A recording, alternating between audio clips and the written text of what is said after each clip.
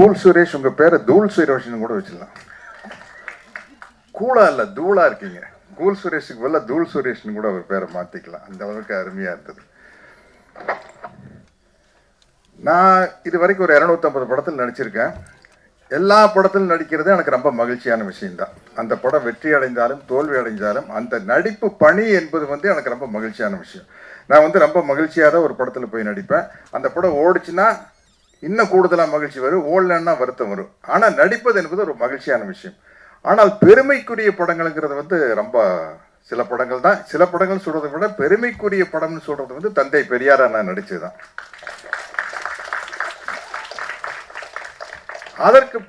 அதுக்கப்புறம் சில பெயர்களை தாங்கி நடிக்கும் போது ரொம்ப மகிழ்ச்சியா இருக்கும். அதாவது படத்து கதைக்கும் புரட்சி தலைவர் எம்ஜிஆர் அவர்களுக்கு எந்த சம்பந்தமும் இல்லை. ஆனால் எம்ஜிஆர் மகன் அப்படிங்கிற படத்தில் நான் தான் எம்ஜிஆர், அந்த படத்தினுடைய கதைப்படி. அதே மாதிரி தோழர் சேகுவாரா கூட என்ன எந்த வகையிலையும் ஒப்பிட்டு பார்க்க முடியாது. அப்படிப்பட்ட ஒரு ஒப்பற்ற புரட்சியாளர் தோழர் சேகுவாராக இருக்கவே முடியாது. ஆனால் அந்த பேரில் நடிக்கிறது எனக்கு மிகப்பெரிய மகிழ்ச்சி.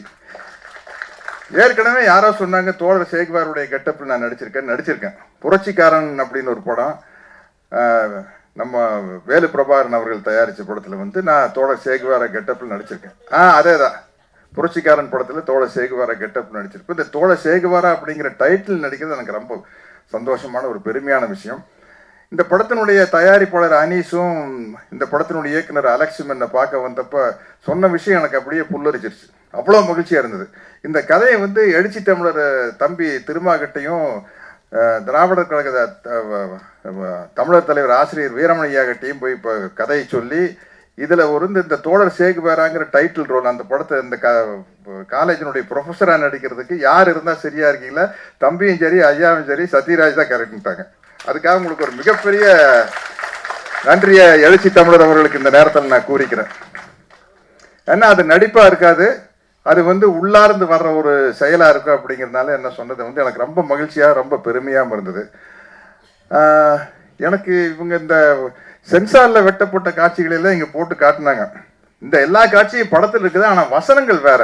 நான் மறுபடியும் அதில் ரீடப் பண்ணி வேற வசனங்களில் சென்சாரினுடைய விதிகளுக்கு உட்பட்ட வசனங்கள் தான் இந்த காட்சிகள்லாம் வருது இல்லையா. அதனால தான் அதுக்கு நம்ம சென்சார் சர்டிஃபிகேட் கொடுத்துருக்காங்க. அதனால் அதை இந்த படம் செப்டம்பர் 20ஆம் தேதி வெளியாகிறதுல ஏதாச்சும் தடங்கள் வந்துடுமோன்னு விநியோகஸ்தர்களோ திரையரங்கு உரிமையாளர்களோ பயப்பட வேண்டிய அவசியம் இல்லை. சென்சாரில் என்ன சொன்னாங்களோ அதை மாற்றி பண்ணியாச்சு இல்லையா. ஏன்னா இது பராசக்தி காலத்திலிருந்து இருக்குது, வேலைக்காரி அண்ணா காலத்தில் இருக்குது. அண்ணா எழுதின வேலைக்காரிலிருந்து கலைஞர் வசனம் எழுதின பராசக்தியிலிருந்து இந்த மாதிரி பிரச்சனைகள் இருந்துக்கிட்டு தான் இருக்குது. அமைதிப்படையில் இருந்தது. வேரம் புரியுது படத்தையே தடை பண்ணாங்க.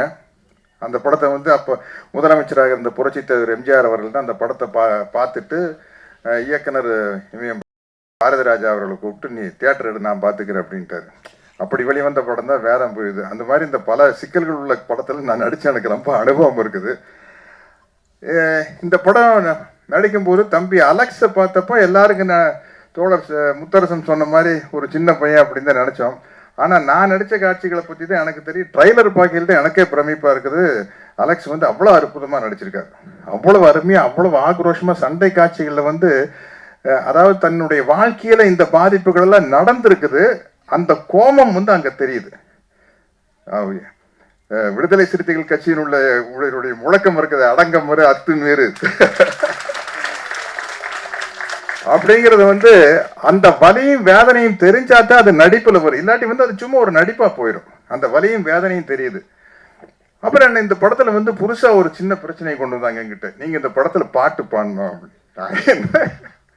பாட்டு பாடணும் என்ன இல்ல, வார்த்தையே அடங்க மறு அத்துமீறுன்னு வருது அப்படின்னு எனக்கு ஒரு சந்தோஷம். நல்லா பாடிட்டேன்னா விடுதலை சிறுத்தைகள் கட்சியினுடைய எல்லா மேடைகள்லாம் அந்த பாட்டு ஒதுக்கும்.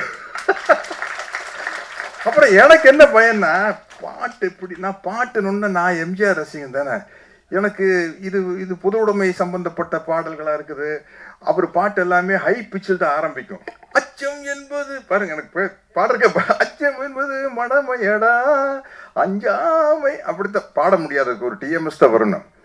இல்லாட்டி ரொம்ப அழகா தனி உடைமை கொடுமைகள் தீர தொண்டு செய்யடா தானா எல்லாம் மாறும் என்பது பழைய பொய்யடா. சரியா பாட முடியல பாருங்க. எப்படி ஒரு சுதி சுத்தத்தோட தான் வரும்.